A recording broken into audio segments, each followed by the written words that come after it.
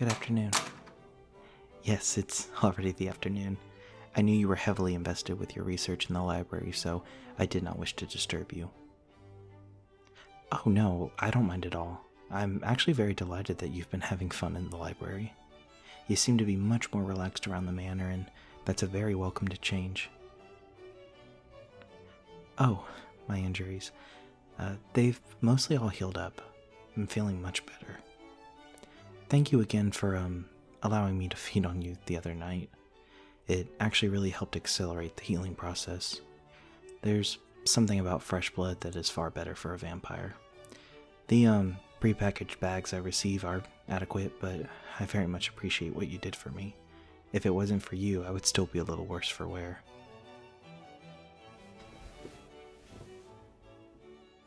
I know things have been moving rather hastily, what with the foragers, your injuries, my injuries, the constant snowstorms, so I thought it only appropriate that you have a day to simply unwind and be with yourself.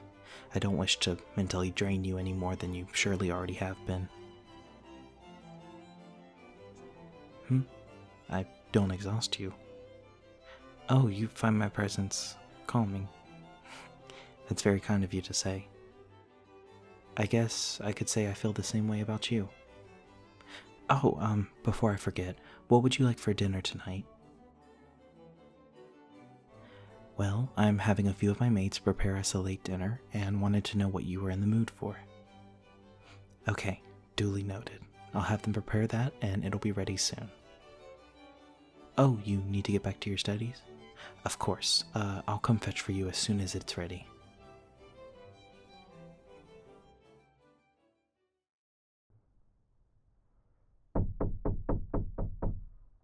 Good evening. Just wanted to let you know that supper is ready. Fantastic.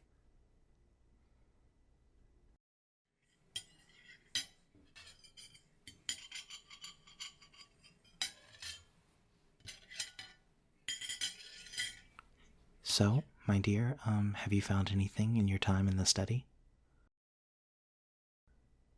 Ah, you've narrowed what the creature might have been to a handful of options. That's wonderful. Oh, me? I've narrowed it down to a few options as well. Perhaps tomorrow we can compare notes and try to finally find out who attacked you in the woods and why those damn foragers are after you. Oh, no, I don't think they'll be sending back up anytime soon. The, foragers aren't known for being too terribly organized.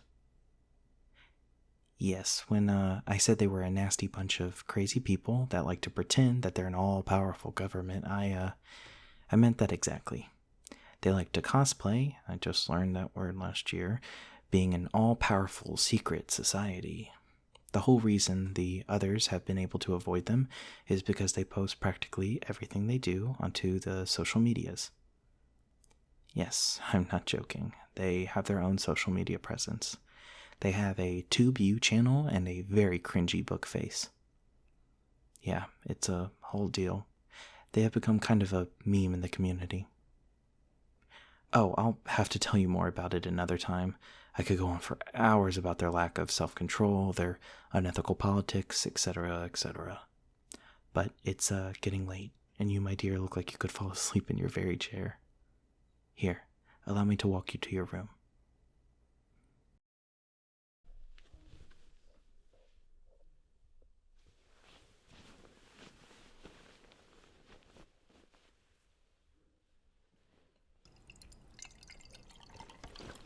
Here's a nice cold glass of water for you, so you won't have to roam the halls in the dark again for a cup.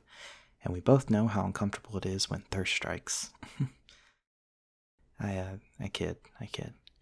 I'm trying to make light of that stressful situation. Well, if there's nothing more I can do for you, I might as well leave you be so that you can get some rest. Oh, you're having trouble getting comfortable?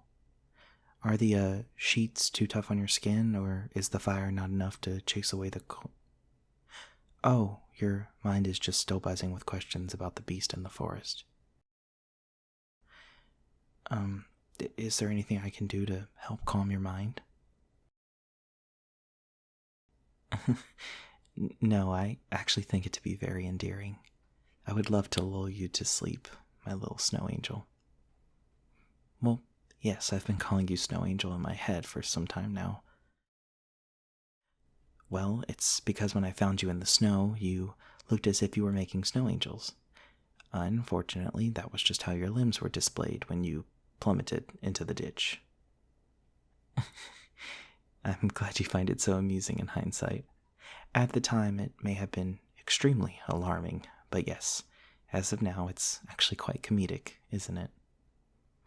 So, what story do you wish for me to read to you? I have many classics by the Brothers Grimm, some non-fiction historical dramas. Oh, I even have... You wish for me to tell you more about myself? Oh, I don't mind at all, my dear. What is it you would like me to tell you about myself? How I was turned. Well, I foresaw that this would happen eventually. Getting straight to the good stuff now, are we? If I may be honest, my dear, that story isn't really the happiest. It's quite dark and a little depressing, if I'm honest. Oh, no, it doesn't bring me any pain anymore, but I don't wish to fill your head with sad stories before you slumber. You just want to get to know more about me to better understand me?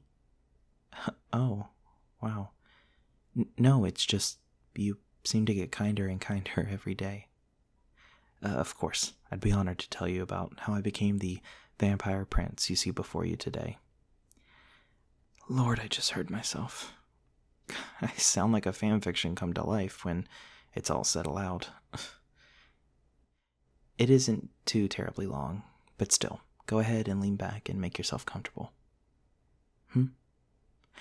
Oh, you wish to also know more about me, besides the vampiric curse. Well, then this will be a bit longer then. As you've inquired, yes, I am a prince. The reason I'm not a king is a petty one at best. My royal lineage isn't well known, and for good reason. I haven't really tried to revitalize the popularity of my bloodline to the masses. I just don't have much of a desire to become a local celebrity again. Oh, yes, back in my day when I ascended to the throne, I became a bit of a town hero. Not to sound like a braggy Barbara. My family is a part of a royal lineage that hails from Bismont, Arden. We were all magic users, specifically divinators. We all had this natural-born gift of divination. It would explain why my vampiric gifts are all based around my talents in my past life. You know, the mind and seeing into others. Oh, yes, I still have my gifts from before my transformation. I just never use them often. Well, I just don't truly have a use for them anymore. I'm able to easily see the past, future, and things unseen in the present. After my transformation, I've found less and less uses for tools to aid in my divination, and predictions just seem to come more naturally. Yes, it's pretty hip. Although I can't predict specific things, it does help to be able to see a few steps ahead in the chess game. Oh, Arden? Arden is the continent that most magic, and others, originated from. It's hidden from mortals, which is why you've never heard of it. Well, it's technically located in the Atlantic Ocean, but it also has parts in Iceland, Sudan, Louisiana, Macedonia, and Brazil, if I'm correct. Yeah, it's a bit confusing to explain to a mortal. Basically, it's on another level of existence, and the only way to access it is to have magical blood in your veins, or at the very least be invited there by another. Oh, yes, the town I once ruled, well, I still kind of rule over it, still exists. It's rather quaint, and I visit from time to time. Being a prince nowadays isn't that politically important. They function under the same democracy as all of Arden does, so I just help with small local matters and attend festivities as one of the last few living royals of Arden. Yes, basically community service. Okay, enough about politics. Let me tell you the original tale you requested.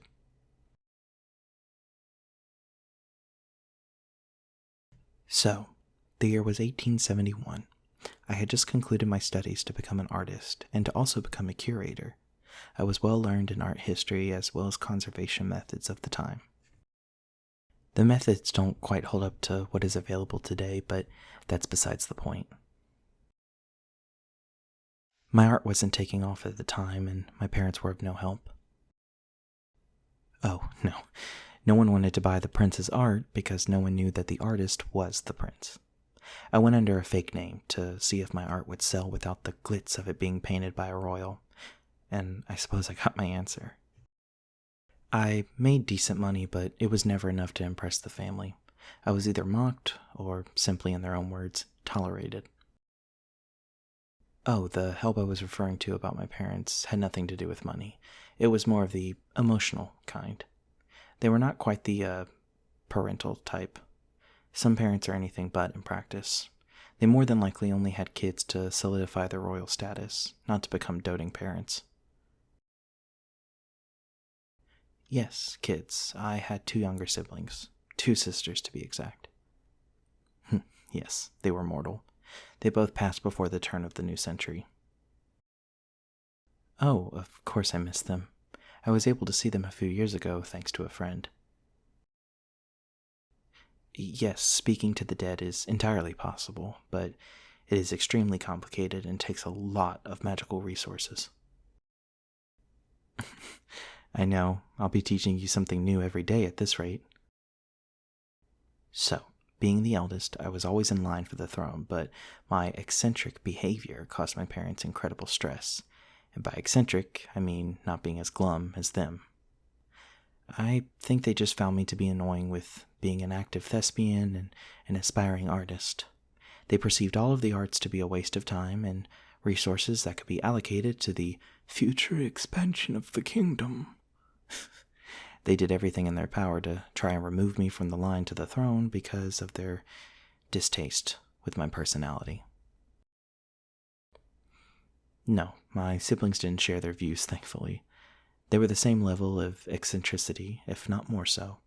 My parents just never cared for me, and I'll never know why. I was never a rebellious child. I did not drink absinthe. I did not bring a bad taste to the family name. Rather the opposite as soon as I ascended to the throne. But the same cannot be said about them. To say the people of the time did not like them would be an understatement. They were your classic power-drunk royals, always raising taxes, always yelling, always so angry. No one else understood why. They just had a lot of maturing to do, even as adults, and I believe they took their frustrations about their own shortcomings out on me, as well as my siblings. They were practically the children, and we, my sisters and I, were the guardians. I'm sorry, I don't mean to drag on and on about how awful they were. I guess no one has ever asked me how I felt about the situation, and it's all just spilling out. I come from a time where you do not speak ill of the dead, especially about your own parents. I probably seem like a terrible son right now. Oh, thank you. That means a lot, Snow Angel. Anyways, after my art had slumped in popularity, or what little popularity I started out with, I started visiting different exhibits incognito to not be noticed by the locals, as, their prince. And to see what art was popular so I could learn how to better my art and hopefully become a better artiste. It was on one of these ventures in the States that I was attacked. I stayed at a local inn that was owned by a really peculiar family. While there, I noticed they looked familiar, and after some simple divination, I figured out that they were liches. I recognized them because there was a hefty fine for their arrest in Arden. No one knew they had escaped the borders and were hiding out in the mortal world, in Kansas of all places. No, liches in the real world aren't precisely what you might think. They are simply evil creatures, spawned from darkness itself, and take their power from the act of killing. Not all serial killers are liches, but all liches are serial killers. They are created when witches, and sometimes humans, practice dark arts for evil intentions, so often that it consumes their hearts and minds, and eventually a transformation takes place and corrupts their soul. Well, when I figured out who and what they were, I was ready to leave as quickly as I arrived. But when I got out of there in a hurry, they were able to sniff out who I was, and long, gruesome story short, they tried to assassinate me so I couldn't report them. Before I was completely dead, however, a vampire passing through the town and staying in the same inn heard the commotion and was able to chase them off before they could finish the job. He saved my life, and I'll never know his name. Yes, he turned me because truly there was no other option other than to just let me die. Thankfully, we both agreed on the first option. I was lucky enough to have a choice in the matter. Most vampires are turned by accident, or by elder vampires wanting to start an army. Oh, that hasn't happened for a millennia or so. My, attempted death was never put in the records, as I was never identified because my body mysteriously disappeared. I was able to return back to Arden, but by the time I was able to get back to the manor, my parents had already held a funeral and relinquished the throne to one of my still grieving sisters. They were, very hasty in moving on as soon as they heard of my supposed death. When the kingdom found out I was still alive, and when I walked in on the funeral, they suspected foul play from my parents and exiled them. They passed soon after because they forgot how to cook for themselves, and without royal allowance, they couldn't even buy a stove for cooking or even warmth. It was kind of poetic that the stubborn rulers who called the people of the kingdom lazy, poor, and slavish died from just that.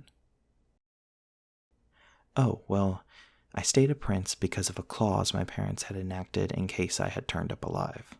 To summarize a very complicated law, since my sister was legally crowned first, despite it being given back to me by her own choice, and trust me, she did not want the crown, I was only partially valid for the throne, having been pronounced dead previously. Despite being alive, in the eyes of the law, I was still, quote-unquote, previously deceased. Yeah, even the laws did not normally follow, logic and critical thinking. The people still referred to me as their king, but once the monarchies fell in the late 1920s, I was simply referred to as the formerly deceased Prince of Bismont. And since the generations that knew me as their king died over time, I soon became known as the Prince. I never really corrected people because it just never quite mattered to me. So yeah, that is the story of me. I wonder if I left out anything. Oh, why are you hugging me? Oh, no, it's not a bad thing. I'm just confused. Why are you saying sorry? Hey, Angel, look at me. I'm right here. I'm perfectly fine and I'm not hurt at all. Your empathy is truly unmatched. Come here. Feel my arms around you? Yes, I'm right here. I'm not hurt and I'm not still hurting, I promise. This was truly generations ago, and I've had time to heal and process the dirty hand I was dealt. Yes, I'm okay, I promise. Well, I'm glad you found it entertaining at least, Angel. Yes, I can see how heavy your eyelids have become. Here, allow me to tuck you in, my dear.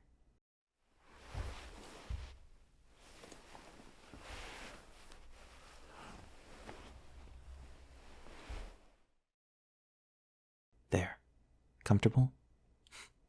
Wonderful. All right. May you have pleasant dreams, and we can talk more in the morning. Okay. Good night.